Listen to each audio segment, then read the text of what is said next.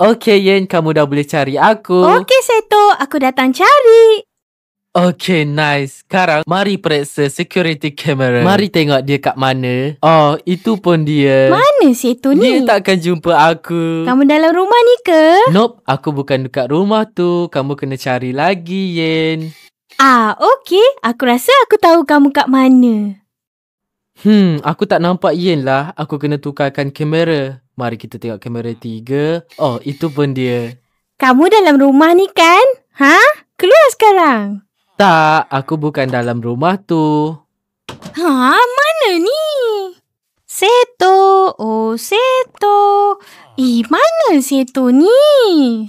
Jom kita main permainan panas atau sejuk. Macam mana? Okey, fine. Kalau kamu dekat dengan aku akan katakan panas. Tapi kalau kamu jauh, aku akan kata sejuk. Kalau ikutkan kedudukan kamu sekarang, aku katakan panas mendidih. Panas mendidih? Yup. Okey. Kat sini ke? Sekarang kamu suam, sedikit suam dan sekarang kamu sejuk. Sejuk? Oh, jadi ke arah sana. Sekarang kamu suam, panas membara, sangat panas. Aku rasa aku jumpa kamu. Kamu dalam rumah ni kan? Tak. Kenapa kamu fikir macam tu? Kamu cakap kamu sangat panas kan tadi? Macam mana pula dengan sekarang? Oh ya, sekarang boleh dikatakan sangat-sangat panas. What? Kat mana kamu ni? Tak ada pun.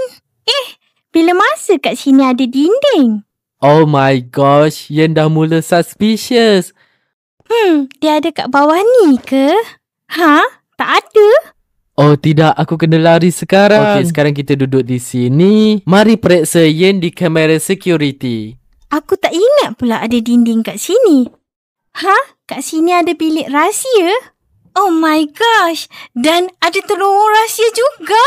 Oh my gosh, Yen turun dari tangga. Oh, Seto. Aku nampak kamu. Jangan cuba nak lari. Oh my gosh, aku kena lari keluar sekarang.